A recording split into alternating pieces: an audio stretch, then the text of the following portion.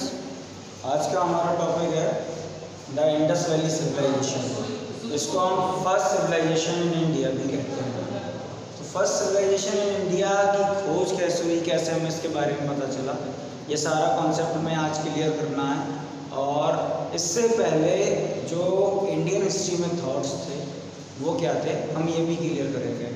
तो जब Indus valley civilisation का हमें पता चला, ये हमारा इंडस वैली सिविलाइजेशन है, इसका जब हमें पता चला तो इससे पहले एक्चुअली हम वैदिक एज, जो वेदों वाली एज है जिसमें संस्कृत, वेदों को, पुराणों को और जो कास्ट सिस्टम है जो चार जगह डिवाइड था, उसको ही हम क्या करते थे, वैल्यू दिया करते थे और उसको ही मानते थे कि वो सबसे ज़्यादा पुराना है। लेकिन फिर क्या होता है, जैसे आर्कियोलॉजी सर्वे ऑफ इंडिया मैंने आपको बताया था पिछली क्लास में कि एक ऐसा डिपार्टमेंट होता है जो पुरानी चीज़ों की जानकारी करता है, उनकी डिटेल्स निकालता है और उनसे पता करता है। तो वहाँ से हमें एक और सिविलाइजेशन के बारे में पता चला जिसको हमने इंडस वैली सिविलाइजेशन का नाम दिया या फिर हड़प्पा सिविलाइजेशन भी कहा। तो सबसे पहले तो क्वेश्चन ये आता है कि इंडस वैली नाम कैसे पड़ गया। तो जैसे कि हम जब मुगल्स के बारे में पढ़ते हैं तो हमें पता है कि जो अफ़गान से या टर्की एरिया से जो मुस्लिम्स आए थे जिन्होंने इंडिया पे अटैक किए थे, वो क्या, जो सिंधु रिवर थी उसको हिंदू बोला करते थे और उस वजह से उन्होंने इस प्लेस को हिंदुस्तान कहा। तो उसी के अकॉर्डिंग जो रिवर थी और रिवर के कॉर्नर पर जो भी सिविलाइजेशन है, जो भी लोग रहते हैं, उनको रिवर के नाम से ही जाना जाता है। तो ये रिवर जो यहाँ पे थी वो रिवर थी इंडस, और उसके कोने में जो बसे लोग और जो भी सिविलाइजेशन, तो वो कहलाया इंडस वैली सिविलाइजेशन। साथ में इसको और हम एक और नाम देते हैं हड़प्पा सिविलाइजेशन। तो वाई हड़प्पा सिविलाइजेशन, जब भी कोई नए सिविलाइजेशन के बारे में पता चलता है और जो भी जगह उस सिविलाइजेशन की सबसे पहले, मतलब सबसे पुरानी होती है या सबसे पहले खोजी जाती है, तो सिविलाइजेशन का नाम उसी के नाम पर रखा जाता है। तो इस तरह से इस सिविलाइजेशन के दो नाम होंगे, एक तो इंडस वैली सिविलाइजेशन या फिर हड़प्पा सिविलाइजेशन। अच्छा, अब इससे पहले, मतलब जब हमने ये क्लियर कर लिया है कि इंडस वैली सिविलाइजेशन में पहले हमें पता ही नहीं था जब इंडस वैली सिविलाइजेशन है, तो इसके बारे में पता चला होगा, किस तरह से पता चला, किस तरह से एविडेंस मिले और इससे पहले लोग क्या समझते थे, तो उसको भी हम समझेंगे। तो इससे पहले जो एंशिएंट, सबसे पुरानी सिविलाइजेशन मानी जाती थी वो यहाँ थी, इजिप्टियन सिविलाइजेशन, चाइनीज सिविलाइजेशन और सिविलाइजेशन ऑफ मेसोपोटामिया, मतलब मेसोपोटामिया की सभ्यता। और इसके बाद जब हमें एविडेंस मिले इंडस वैली सिविलाइजेशन के, तो हमने ये रिकॉग्नाइज किया, साइंस ने ये रिकॉग्नाइज किया कि इंडस वैली सिविलाइजेशन भी बहुत पुराना है और उसको उन टॉप 4 सिविलाइजेशन में रखा गया जो वर्ल्ड की सबसे पुरानी सिविलाइजेशंस हैं। तो कभी अगर आपसे कोई पूछता है कि वर्ल्ड की सबसे पुरानी सिविलाइजेशंस कौन सी हैं, तो वो हैं Egyptian civilization, Chinese civilization, civilization of Mesopotamia या मेसोपोटामिया सिविलाइजेशन और इंडस वैली सिविलाइजेशन। अब इसके साथ एक चीज़ और, यहाँ से भी हमने एक क्वेश्चन कंप्लीट किया। जैसे हमने आपको नाम बताया कि इंडस वैली सिविलाइजेशन का नाम हड़प्पा सिविलाइजेशन भी है। तो हड़प्पा वो प्लेस है जो सबसे पहले ढूंढा गया इंडस वैली सिविलाइजेशन में। अभी आप इस ग्राफ में देखिए, इसको मैं आपके साथ और क्लियर कर दूंगा, ठीक है। तो अब जब रिसर्च हुई तो रिसर्च किस फॉर्म में हुई उसको समझते हैं। ब्रिटिशर्स का टाइम था, ब्रिटिश पावर में थे इंडिया में, और आप जब हिस्ट्री पढ़ते हैं तो आपने देखा है कि जितने भी मतलब डिपार्टमेंट्स हैं, चाहे वो ASI हो, आर्कियोलॉजी सर्वे ऑफ इंडिया हो, या पुलिस डिपार्टमेंट हो या साइंस हो, उन सबको स्टार्ट करने का कहीं ना कहीं बेसिक कंपोनेंट जो है वो ब्रिटिशर्स का है। तो ब्रिटिश के टाइम पे ही एक पर्सन थे चार्ल्स मैनसन, इनको आपको ज़्यादा याद नहीं रखना है। चार्ल्स मैनसन जो थे उन्होंने कहा, अब चूँकि उस टाइम पे आपको पता है कि पाकिस्तान का डिवाइडेशन नहीं हुआ था, तो ये पूरा इंडिया था और ये वाला पोर्शन क्या, सिंध एरिया कहलाता था। इसको आप याद रखेंगे, ये मैं आपको कई बार बता चुका हूँ कि ये जो पाकिस्तान का ये वाला जो एरिया है वो सिंध कहलाता था। तो उस टाइम पे चार्ल्स मैनसन ने एक राइटिंग में अपनी एक मैगजीन निकाली और उसमें उन्होंने कहा कि सिंध एरिया में कुछ ना कुछ पुराना है। तो मतलब लोगों को एक अंदाज़ा लग गया कि हाँ यहाँ पे कुछ हो सकता है, लेकिन उस टाइम तक archaeology survey of India active नहीं था, उन्होंने इस चीज़ को नहीं करा। लेकिन उसके बाद क्या होता है, जब ब्रिटिशर्स रेलवे को डेवलप कर रहे थे इंडिया में, क्योंकि उन्हें जो गुड्स थे, कोल था, वो ट्रांसपोर्टेशन करना होता था, तो यहाँ से एक रेलवे ट्रैक बिछाया जा रहा था पाकिस्तान वाले एरिया में। और यहाँ पे जो काम कर रहे थे वो दो बिल्डर्स थे जिनको हम बर्टन बिल्डर्स कहते हैं, James Burton and William Burton.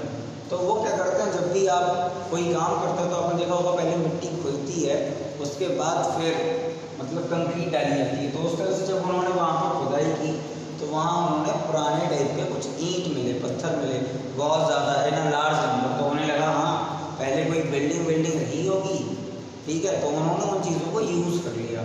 अच्छा, उसमें स्पेशल क्या था, वो एक्चुअली कच्ची ईंटें नहीं थी, पहली चीज़ तो ये थी, और दूसरी उनका साइज़ बहुत अच्छा था, क्वालिटी बहुत अच्छी थी। तो मतलब similar as a modern time, जो उस टाइम पे ब्रिटेन का मॉडर्न टाइम या इंडिया का मॉडर्न टाइम चल रहा था, उस टाइम से वो सिमिलर लगी, तो उन्होंने ज़्यादा फोकस नहीं किया और उनको दूसरी जगह पे यूज़ कर लिया। तो उस टाइम मतलब दूसरा एविडेंस जो मिला वो बर्टन ब्रदर्स को मिला 1856 में, जब वो कराची में रेलवे ट्रैक बिछा रहे थे, ठीक है। तो उन्होंने भी बहुत फोकस नहीं किया। लेकिन फिर क्या होता है, ASI जो है, आप जिसे इंडियन आर्कियोलॉजी सर्वे या आर्कियोलॉजी सर्वे ऑफ इंडिया कहा जाता है, उस टाइम में वो ब्रिटिशर्स की पावर में था और उसके हेड थे जॉन मार्शल। आप ये नाम याद रखिए, ये थोड़ा ज़रूरी नाम है। John Marshall Indian archaeology survey of India के हेड थे। इन्होंने क्या किया, इन्होंने दो लोगों को अपॉइंट किया, किस चीज़ के लिए, इन्हीं चीज़ों का पता करने के लिए कि मतलब सिविलाइजेशन है तो क्या है, या कोई गांव है तो कैसा है। तो वहाँ पे बहुत टाइम तक खुदाई हुई और दो लोग, ये जो नाम आते हैं ये बहुत इम्पोर्टेंट है, दयाराम साहनी और RD बनर्जी। RD बनर्जी का पूरा नाम राहुल दास बनर्जी है। तो दयाराम साहनी जो थे, उन्होंने हड़प्पा को ढूंढा। हड़प्पा जो जगह है उसका पूरा क्रेडिट दयाराम साहनी को है, इनकी लीडरशिप में ही वहाँ पर पूरा सर्वे हुआ था। और RD बनर्जी के अंडर में मोहनजोदाड़ो इस जगह का सर्वे हुआ था। अच्छा, ये दोनों जगह ही अभी पाकिस्तान में है, क्योंकि इंडिया का डिवाइडेशन हो गया था, तो ये दोनों प्लेसेस कहाँ पे हैं, पाकिस्तान में हैं। अच्छा, अब स्पेशल क्या था, स्पेशल ये था कि ये जो जगह तो निकली थी, यहाँ पे एक तो पक्की ब्रिक्स के घर मिले, दूसरी चीज़ बड़ी बड़ी सड़कें और पक्की सड़कें मिली। नालियों की जो मतलब नालियों की जो कंडीशन थी वो बहुत प्रॉपर थी, सड़कों के बीच से थी, ठीक है। लोगों के रहने की जगह, नहाने के लिए बड़े बड़े हॉल्स या जिन्हें आप बाथरूम्स कहते हैं, बहुत बड़े बड़े, आपकी बुक की पिक्चर्स में आप उनको देख सकते हैं। साथ में मतलब और बर्तन बहुत सारे मिले, ठीक है, और ट्रेड क्वाइंस ये सब बहुत ज़्यादा मिले। तो इन चीज़ों से फिर एविडेंस पता चला चीज़ें वहाँ की कैसी क्या थी। एक चीज़ और थी इस टाइम पे, क्या था कि वेपन्स बहुत कम क्वांटिटी में मिले, मतलब वेपन्स जो मिले वो ना के बराबर मिले। जबकि जब हमने मेसोलिथिक एज ना नियोलिथिक एज पढ़ी थी तो उसमें हमें वेपन्स प्रॉपरली मिले थे। दैट मीन उस टाइम के लोग हंटिंग गैदरिंग या राइवलरी एक दूसरे से लड़ाई झगड़े होते रहते थे। लेकिन हड़प्पा और मोहनजोदाड़ो की जो खुदाई हुई है, जहाँ से जो एविडेंस मिले, वहाँ पर वेपन्स नहीं मिलते हैं। तो इसका मतलब है कि सोसाइटी के जो लोग थे उस टाइम पे वॉर या युद्ध होना स्टार्ट नहीं था, लोग शांति से अपने रहा करते थे। अच्छा, फिर हमने आपको एक चीज़ बताई थी कि कोई भी जब चीज़ मिलती है तो उसके रिकॉर्ड्स या उसकी एज निकालने के लिए कार्बन 14 प्रोसेस का हम यूज़ करते हैं। तो उस प्रोसेस से जो एज निकली है और जिसको वैल्यू दी जाती है वो निकली है 2300 BC से 1750 BC। तो इसको क्या माना जाता है, मेन टाइम माना जाता है किसका, इंडस वैली सिविलाइजेशन का। अच्छा, राइटिंग, कोई स्क्रिप्ट नहीं थी, कोई लैंग्वेज नहीं थी, कोई राइटिंग सोर्स हमें नहीं मिले उस टाइम के, तो उन चीज़ों को समझना हमारे लिए आज भी कठिन है। लेकिन हाँ, जो भी उनकी स्क्रिप्टेड लैंग्वेज थी वो आर्ट के फॉर्म में थी, मतलब पिक्चराइज करते थे वो चीज़ों को, पत्थरों पर बनाते थे, और वही क्या है उनके स्क्रिप्टेड रिकॉर्ड्स हैं जिन्हें हम अभी तक नहीं समझ पाए हैं। तो इसीलिए अभी और ज़्यादा बहुत ज़्यादा कहना हड़प्पा सिविलाइजेशन के बारे में मुश्किल है, क्योंकि अभी तक हम उसकी लैंग्वेज को समझ ही नहीं पाए हैं। और जबकि वैदिक एज के साथ क्या है, वैदिक एज की जो लैंग्वेजेस है वो संस्कृत है, तो उसको हमने क्या किया, डिकोड कर लिया है, तो वो हमें समझ में आ जाती है। अब हम समझते हैं कि जो इंडस वैली था वो कितने में एक्सपेंस था, उसका एरिया क्या था। तो बलूचिस्तान का एक एरिया ये मान लीजिए, ये जम्मू कश्मीर का एक एरिया है, ठीक, ये आपको यूपी लग रहा होगा, और ये आपको गुजरात के नीचे महाराष्ट्र का एरिया लग रहा है। तो ये गोदावरी नगर की वैली है, ये हिंदल रिवर है, ये चेनाब रिवर है जिसका नाम आपने सुना है, चेनाब झीलम सिंधु, और ये बलूचिस्तान का एरिया है। तो अब यहाँ से अगर आप ये एरिया का मैप थोड़ा सा हटा दें और ये सिंध का एरिया हटा दें, तो आपको ये एरिया पूरा क्लियर हो जाएगा। अब इस पूरे एरिया को आप समझ लीजिए, ये पूरा एरिया क्या है, इंडस वैली सिविलाइजेशन है। मतलब इस पूरे एरिया में क्या था, सिविलाइजेशन था। तो मतलब हमें ऐसा नहीं कि एक गांव मिला हो या 2 गांव मिले हों या 4 गांव मिल गए हों और हमने उस पर ही डिपेंड करके इंडस वैली सिविलाइजेशन को बहुत ज़्यादा वैल्यू दे दी या बहुत मान लिया। इतना बड़ा एरिया कितना हुआ, 13 लाख किलोमीटर स्क्वायर। ये आपका क्वेश्चन पूछ लिया जा सकता है कि इंडस वैली का एरिया क्या है, तो ये हम लिख लेते हैं,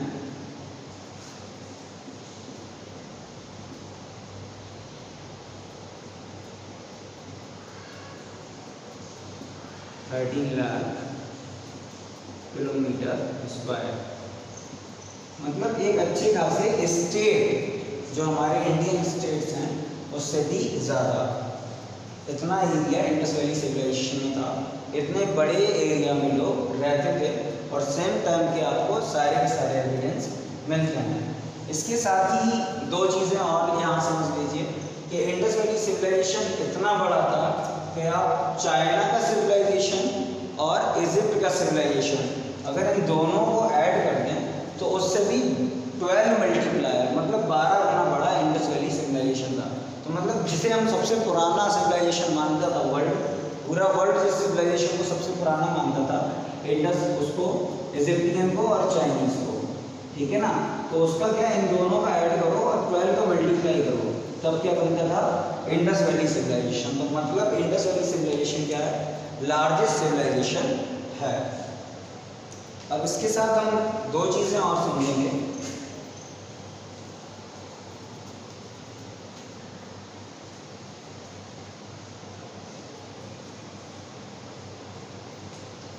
कि टोटल साइट्स कितने मिले। तो टोटल हमें जो यहाँ इस पूरे एरिया को ढूंढने पे जो टोटल साइट्स मिले हैं वो 1500 साइट्स मिले हैं, जिसमें 900 इंडिया में हैं, 2 अफगानिस्तान में माने जाते हैं।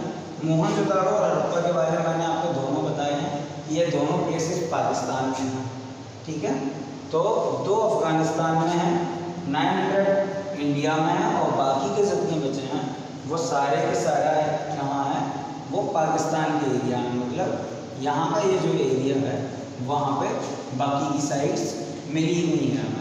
और सारी साइट्स की स्पेशलिटी ये है कि सारी की सारी रिवर्स के कॉर्नर पर हैं, सारी की सारी लार्ज बिल्डिंग्स हैं।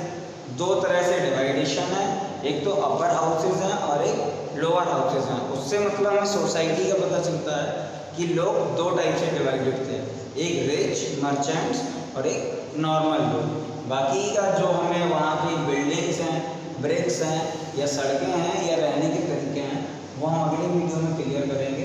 तो हमने अभी इतना जो हमने समझा है उसको हम एक बार रिकॉर्ड कर लेंगे कि वर्ल्ड की सबसे पुरानी जो 4 सिविलाइजेशन, इजिप्टियन, चाइनीज़, मेसोपोटामिया और इंडस वैली सिविलाइजेशन। सबसे पहले इंडस वैली सिविलाइजेशन के बारे में चार्ल्स मेंशन अपनी एक मैगजीन लिखते हैं, उसमें बताते हैं। और उसके बाद कराची में क्या था, रेलवे ट्रैक बिछाया जा रहा था। तो बर्टन ब्रदर्स क्या करते हैं, वहाँ पर जो खुदाई करते हैं, 2 ब्रदर्स हैं बर्टन ब्रदर्स, जेम्स और विलियम, ठीक है। तो वो खुदाई करते हैं तो वहाँ पर उन्हें कुछ ईंट पत्थर उस तरह से मिलते हैं, तो वो उनका यूज़ कर लेते हैं। लेकिन फिर वो क्या करता है, वो बात बाहर नहीं निकलती है।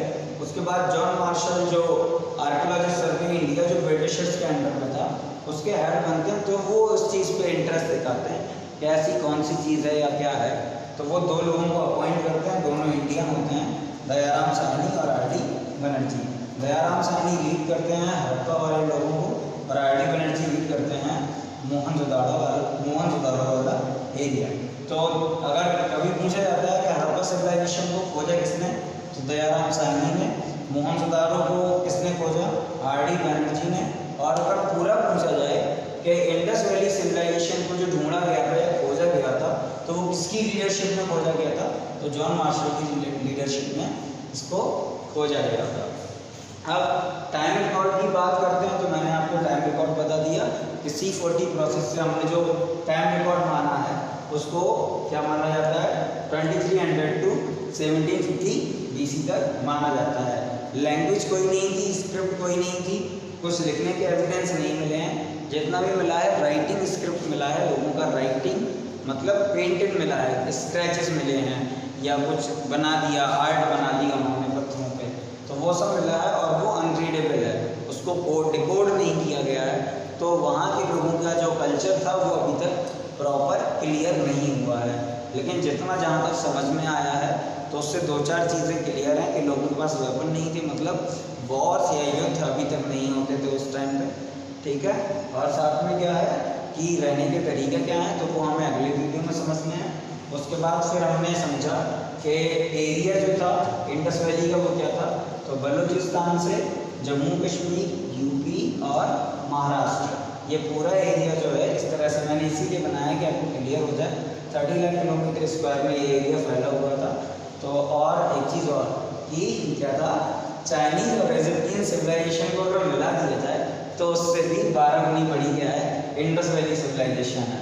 और इंडस वैली सिविलाइजेशन का नाम क्यों पड़ा, क्योंकि इंडस रिवर के कॉर्नर पे थी और हड़प्पा पहला प्लेस था जो ढूंढा गया, तो इसलिए उसे क्या कहा गया, हड़प्पा सिविलाइजेशन कहा गया। टोटल साइट्स अभी तक जो ढूंढी गई हैं वो 1500 है, 900 इंडिया में है, 2 अफगानिस्तान में है और रेस्ट पाकिस्तान में है। और अगर कभी कोई पूछ ले, या बेसिक नॉलेज के लिए अब याद रखिए कि सबसे ज़्यादा मतलब साइट्स किस स्टेट में है इंडिया की, तो गुजरात में। मतलब गुजरात वो स्टेट है इंडिया का जहाँ पे इंडिया के अंदर, मतलब पूरे में नहीं, पूरे एरिया में नहीं, इंडिया के अंदर की अगर बात करें तो वो गुजरात है जहाँ पे सबसे ज़्यादा क्या मिली हैं, साइट्स मिली हैं। अच्छा, अब इसको लाने वाले कौन थे, जैसे हमें वैदिक एज का तो पता है कि वेदों की एज को आर्यंस लाए थे, आर्यंस ने उसको स्टेबल किया था, लेकिन इसके बारे में क्या है, तो इसके बारे में थोड़ा और समझ लेंगे इसी वीडियो में कि जो मतलब देखो हमने आपको कई बार समझाया है कि जब ब्रिटिशर्स ने इंडियन हिस्ट्री को लिखा है तो उन्होंने अपने समझ से और अपनी क्रेडिबिलिटी, अपने आप को वैल्यू देकर लिखा हुआ है, और जब इंडियंस ने किसी चीज़ को किया है तो उन्होंने अपने आप को आगे रखा हुआ है। तो इसमें थोड़ा सा मतलब रिकॉर्डेड और अनरिकॉर्डेड प्रॉब्लम्स है, लेकिन जो बेस वैल्यू है वो हम अभी क्लियर कर लेंगे। तो ब्रिटिशर्स क्या करते हैं कि इजिप्ट जो है, इजिप्ट में एक और सिविलाइजेशन था, सुमेरियन सिविलाइजेशन, ठीक है। तो जो ब्रिटिश हिस्ट्री है उसके अकॉर्डिंग क्या है कि सुमेरियन सिविलाइजेशन और इंडस वैली सिविलाइजेशन के लगभग घरों का डिज़ाइन, बिल्डिंग स्ट्रक्चर और रोड ट्रैक्स वो सिमिलर हैं। तो ब्रिटिशर्स जो हिस्टोरिकल पीपल हैं उन्होंने कहा कि सुमेरियन जो लोग थे उन्होंने ही इंडस वैली को इस्टेब्लिश किया, मतलब सुमेरियन लोग ही थे जो इंडस वैली आए और उन्होंने इंडस वैली को बनाया, यहाँ पे रहना स्टार्ट किया। जबकि जो इंडियन साइंस है या इंडियन साइंटिस्ट हैं वो द्रविड्स, ये आप राष्ट्रगान में द्रविड़ बोलते हैं, द्रविड़ एक एरिया है साउथ का, तो वहाँ के लोगों को प्रायोरिटी दी जाती है कि द्रविडियंस जो थे उन्होंने क्या किया, इंडस वैली को बसाया, इंडस वैली को स्टेबल द्रविडियंस ने किया। तो द्रविडियंस को हम यहाँ ज़्यादा प्रेफर करेंगे और द्रविडियंस के हमारे पास ज़्यादा प्रूफ भी होते हैं। तो इंडस वैली को स्टेबल करने वाले सुमेरियन पीपल ना होकर हम द्रविडियंस को मानेंगे। उसके बेस पॉइंट क्या है कि हम सुमेरियंस को ना माने, जबकि एविडेंस क्या है कि बिल्डिंग स्ट्रक्चर सेम है, ठीक है, ईंटें वैसी ही हैं और रोड ट्रैक सेम है। बिल्डिंग स्ट्रक्चर सेम है, पर क्या है, बिल्डिंग्स में जो ईंट लगे हैं उनका साइज चेंज है। मतलब सुमेरियन जो सिविलाइजेशन है वहाँ का साइज कुछ अलग है, और द्रविडियन जो इंडस वैली के सिविलाइजेशन की जो ब्रिक्स हैं उनका साइज अलग है। रोड ट्रैक मतलब सुमेरियंस के क्या थे, जैसे रोड अगर ऐसे जा रहा है तो यूं टर्न लेता था, और जबकि आप इंडस वैली का जो आप नेक्स्ट टॉपिक में पढ़ेंगे तो 90 पे टर्न है ट्रैक्स का। तो यहाँ से इन मेजर डिफरेंसेस को वैल्यू देकर क्या किया गया, द्रविडियंस को प्रेफर किया गया कि द्रविडियंस ने क्या किया है, इंडस वैली को क्या किया है, स्टेबल किया है। तो यहाँ से हमने ऑन रिकॉर्ड 4-5 चीज़ें आज सीख ली कि वर्ल्ड की सबसे पुरानी जो सिविलाइजेशन है वो कौन सी हैं, ठीक है। हड़प्पा की खोज किसने की, मोहनजोदारो की खोज किसने की, इंडस वैली का एरिया क्या है, इंडस वैली में टोटल साइट्स कितनी हैं, इंडिया में कितनी साइट्स हैं, और इंडस वैली को स्टेबल करने वाले द्रविडियंस थे, इंडस वैली का पीरियड क्या है, और रिकॉर्डेड क्या एविडेंस हमें क्या मिले हैं। इसके बाद उनका हमारा लिविंग स्टैंडर्ड्स, रहने के तरीके, सोसाइटी, ट्रेड और बाकी जो एविडेंस या वर्शिप, रिलीजन जो भी बचा है वो हम नेक्स्ट वीडियो में क्लियर कर लेंगे।